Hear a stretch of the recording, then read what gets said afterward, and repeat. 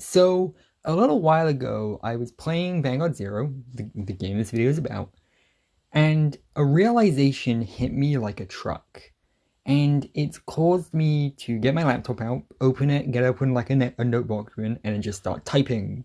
And once I start typing, I basically never stopped. I've got like a fairly sizable like notes document about the topic of this video. This is a very impromptu video, just like a lot of my Vanguard Zero ones are, but it's just something I wanted to talk about, and I guess that's the point of the video, the YouTube channel. So, I like talking about stuff, so let's talk about stuff I like talking about.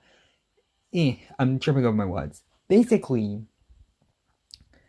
the realization I had was I was grinding through Vanguard Zero and realized that I was enjoying myself.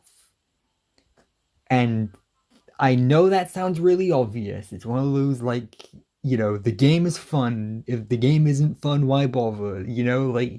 Obviously video games are fun, I get it. But both trading card games and gacha games kind of have that shared element, which fits because this is Vanguard we're talking about. Where, like, you get so into the rhythm of playing and you take it so seriously in regards to, like, whether it be grinding materials in Zero or just getting good and winning in the actual TCG, that you kind of forget how fun it is. And I haven't had this feeling with Vanguard Zero in a long time, and that's one of the reasons I haven't really made many videos about it, especially recently, especially during the Legion era. Obviously, there's more reasons than just that. But I'm genuinely having fun with it now. And the reason is pretty obvious. Strides are based.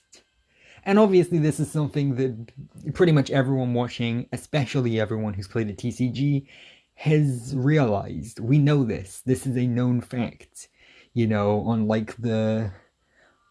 the stone like tablet, like the obelisk in like 2001: A Space Odyssey is like etched like G strides are based. This is the one fact, look, with an underline under it. That's the one fact of Cardfight Vanguard that everyone agrees with, and if you don't, then you haven't played Strides. They're so good. But I wanted to talk about them in the context of Vanguard Zero because, like I said, the realization hit me like a truck. The deck I want to play isn't even out yet. I want to play Asha and I want to play Gabrielle, but neither of those two decks are out yet. I've been playing with clans I don't typically play or really enjoy, yet I've still been having a lot of fun, and I want to talk about why.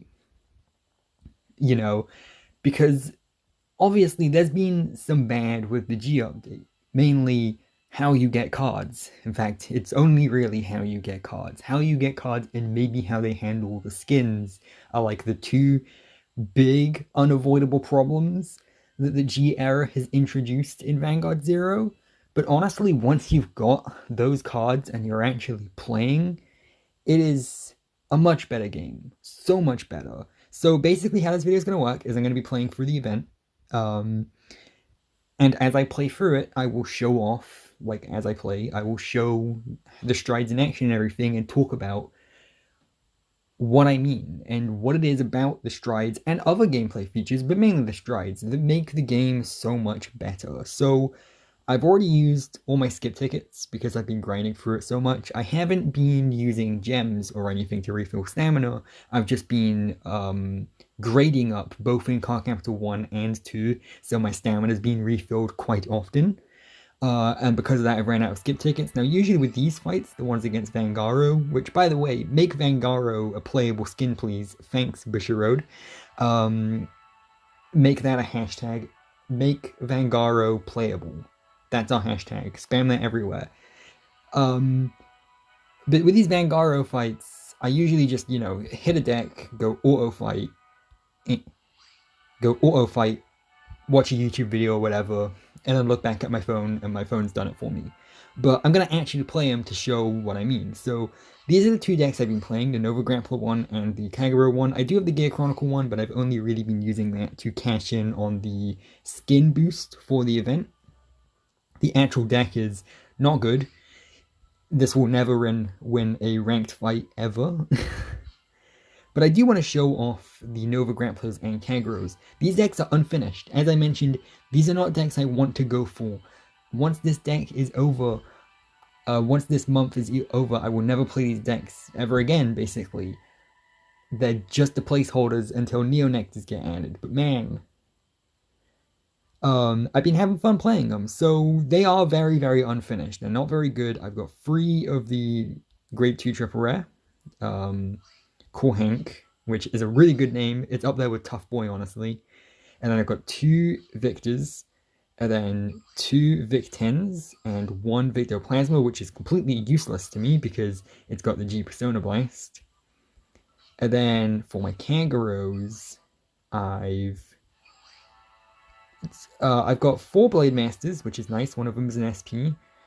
I've got 3 the X's, 2 the N's, a Mahamud, a Root Flare Dragon, and a completely useless Mustafa. Wait, no, Root Flare Dragon is the one that's useless. Mustafa is the one that's good. Okay, there we go, because the G Persona Blast. And then, yeah. So, these decks have not been particularly good. They are unfinished. But man, I am having a lot of fun playing with them. And I'm going to show you why as I talk about that. So, like I said, I usually go auto fight. But for the sake of making this a more engaging video, I will actually show myself playing them. So, misplays aplenty, basically. I am not used to Nova Grappler's gameplay style. So, let's get rid of the Grade Freeze. Yeah, I generally like getting rid of the Grade Freeze because usually I get one back again by the time I need to write it. So, first of all, I write the Grade 1, and then I remember to put my starter Vanguard in a different column. I always forget to put it in a different column, but it's useless behind the Vanguard. And then I get my 10. So, first of all, Grade 0 heal triggers. I have a heal trigger in my hand, and usually I'd be tearing my hair out because of this. It's so dissatisfying to draw a heal trigger, but now I don't mind. I'm okay with drawing a heal trigger, and that's because they can guard. They added guard into Vanguard Zero, guys. It may be a very limited version of guarding that only works with Grade 0 units, but hey, it's guarding. I'll take it. So let's see these.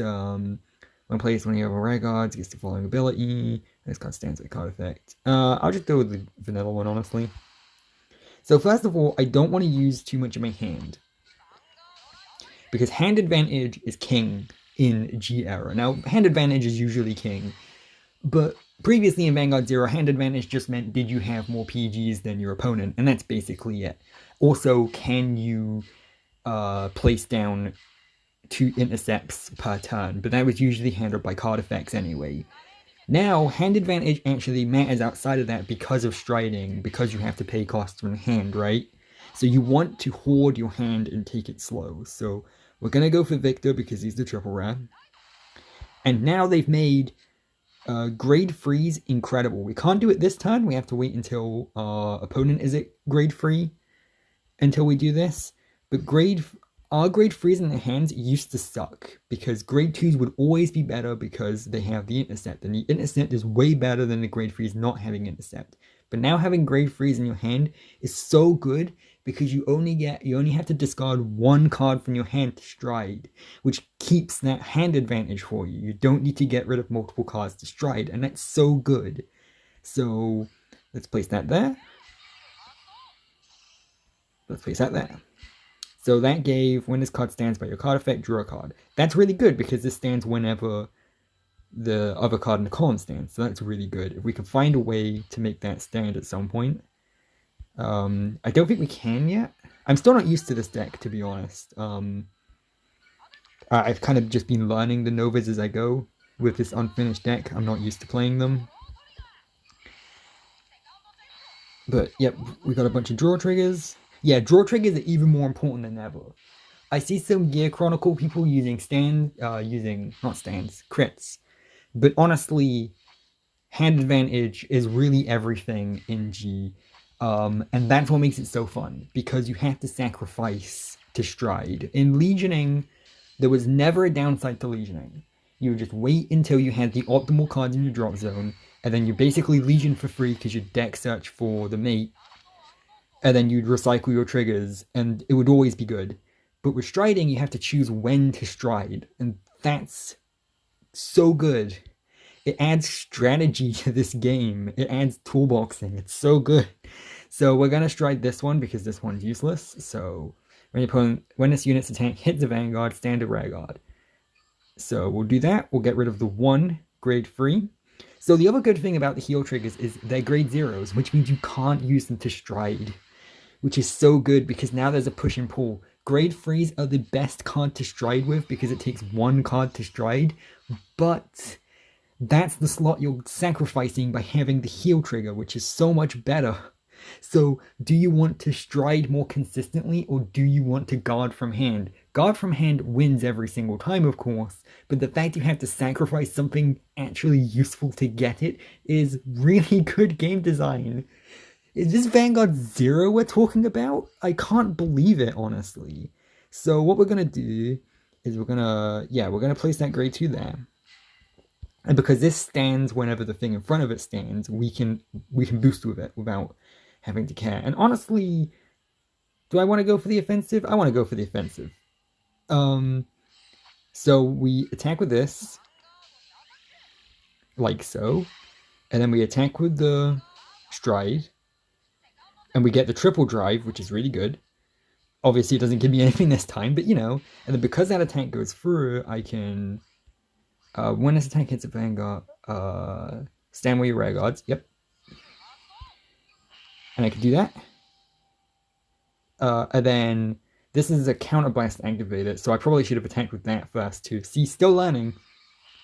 Misplays aplenty. And so that means that I can now attack that. And attack that. Now, obviously, this CPU is not powerful. This is something an auto fight would easily take down. But I like that I'm still making decisions. Probably the wrong decisions, but I'm making decisions. I'm not just unga bunga placing down the boss unit, waiting a few turns for my heal triggers to go into my drop zone, and then deck searching for the exact card I need to Legion and recycle the heal triggers, which is what every single game in Legion was. Every single game in Legion was the exact same one, whereas here, depending on what your draws are, that's going to affect whether or not you want to stride, and that gives the game a bit of inconsistency even in your optimal strategy. So we don't have anything here. See, we do have some grade 1s, but I don't want to sacrifice those to stride. So instead, I'm just going to place out the grade 1 I have. I'm going to battle. I'm going to take that out. I'll attack with this. Let's see. I do not have 2 generation breaks. I just have 1, don't I? Yes, so I can't use that ability. So I'll attack with that first, see what triggers I get. And then now I'll decide whether or not I can attack. Oh, got some good triggers there. And then attack with that. And I win. So obviously very easy, but the fact that I had to actually make decisions, and the fact that what you draw decides whether or not it's worth striding, makes the game far more dynamic and interesting. Because you want to keep the hand advantage. You want to be able to place cards out on the field, especially when clans like Kagero are so prominent that can get rid of cards, and even Gear Chronicle can send cards to the bottom of your deck. So you want to have the hand and field advantage, but you also want to stride because that's giving you, you know, your really powerful abilities, and you want to stride early so you can get that generation break in, which makes the other cards in your deck so much more useful. So let's go for the other deck now. Kagero is admittedly a lot more Unga Bunga, but even then there's quite a lot of decision making as to when you stride and what strategy you're going for. Now, of course, I'm going for Blade Master. I almost never ride the Cross. I know riding the Cross is probably pretty good because you can Legion with him, which lets you recycle your triggers. But honestly, I just prefer Blade Master. So we're going to get rid of the end. You do not want the end in your hand. We got the Cross, which is fine. But we want Blade Master. Generally, I'm using the Cross to stride with as cost. Because again, I love that grade 3s are useful now. Basically, Vanguard Zero had a real big problem with you draw a card and it's a card you do not want, and it makes you feel like, well, why am I even playing? Like if you draw your heal triggers, if you draw too many grade 3s, like there's so many situations where you draw a card, you're like, oh, it's not what I want, and it makes you feel bad, right? Whereas in this, they've done a real good job of actually making it so basically any card you draw could fit depending on the situation you're in. Like drawing a heal trigger, that's fine, I'll just guard with it. Like that. Draw a grade 3, that's fine, I'll use it as stride cost. That's okay. You know, and I like that. That's a really good way of designing the game. I've got a bit too many heal triggers, but that's okay. So I like that one because it gives me a retire, and I have an overlord, so I can totally use it. So I don't want to... See, I don't really like this card very much, because you have to retire it, don't you? Yeah, retire this unit to choose 2 of your opponent's Vanguard. That's not too awful. So now what I want to do is... I'll place one of these out because I can't use it yet. Yeah. And then I'll battle like so.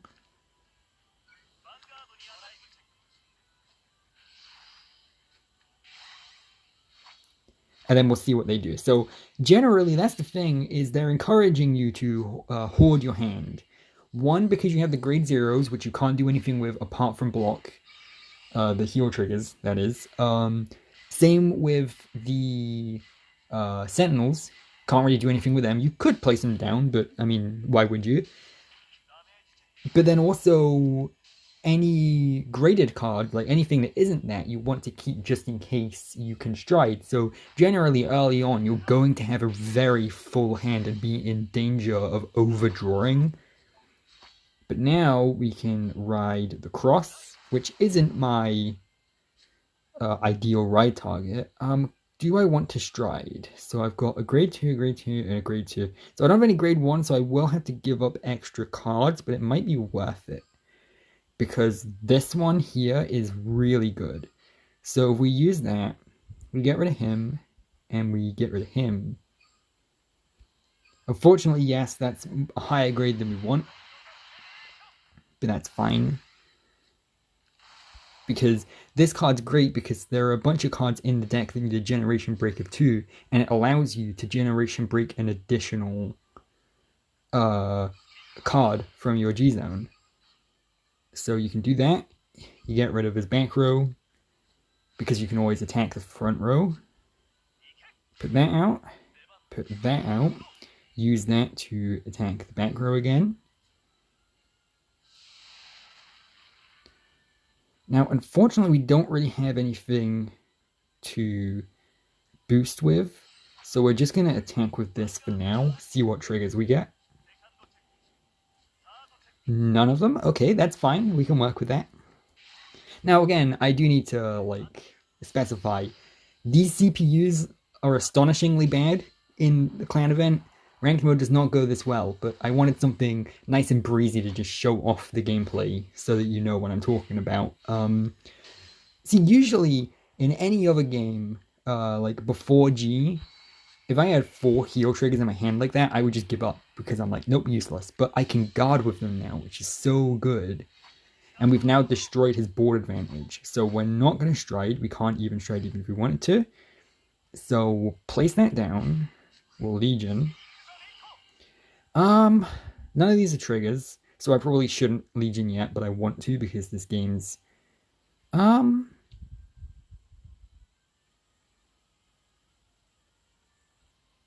yeah, no, we will. Those are probably the wrong cards to do, but fuck it. I love how I'm stressing that strides give you more decisions to make and everything, and then I'm not actually making any decisions, I'm just kind of going by things by a whim, but let's just destroy this guy.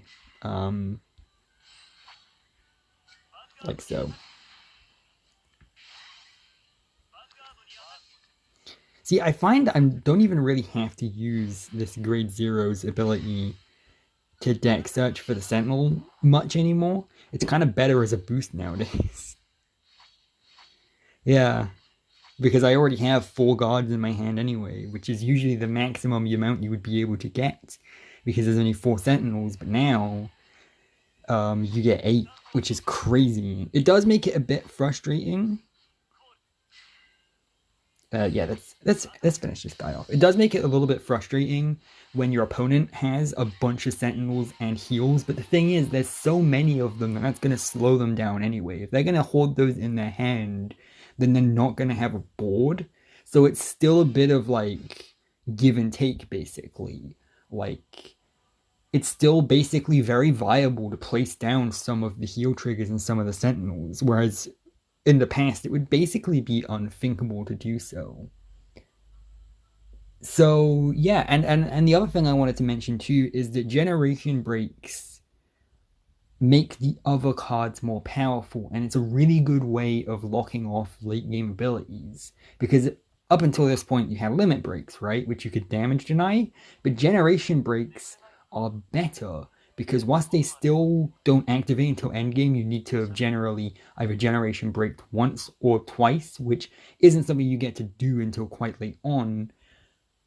It's not something your opponent can necessarily deny, so it is fully controlled by you, which is good because it puts all the decisions in your hand.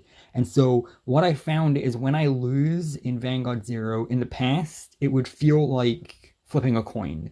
Regardless of whether or not it is actually flipping a coin, it felt like it, right? And it, honestly, let's face it, it kind of was. Like, who drew the best starting hand, who managed to get the Sentinels, that basically decided who won in Legion era. Whereas nowadays, it still may be a flip of a coin, but it feels more like when I lose, it's because I made a mistake. I strode the wrong card. I strode at the wrong time. I sacrificed a too valuable a card to stride. Or maybe I was being too greedy and placed a card out that I could have used as sacrifice to stride. And then the fact that striding makes it so that you can draw a card immediately afterwards, so that if you do use a grade 3 as the cost to stride, then you're not actually losing any hand advantage at all because you're getting the card back again anyway. It's just really, really well done. I don't know. Was this video good? Because I don't know if I'm just pointing out stuff that's really super obvious to anyone else. Maybe I'm spitting out some really hot takes here, or I don't know. I've known people to quit Vanguard Zero because they added strides in. I'm not exaggerating. People actually have quit this game because of that. But honestly, if anything, for me, it's the exact opposite. This game is so much more fun now. And again, this isn't even the decks I want to play. These are unfinished decks of clans I don't generally play. When I have that really nice, basically finished Neo-Nectar deck when January comes, we're really going to be rolling in it then, and it's going to be so much fun. So that's basically all I have to say for now. Let me know what your thoughts of the strides are in the comments below. Be sure to like, comment, subscribe to see more Vanguard videos in future. And remember, for every statement, there's always an asterisk. See ya.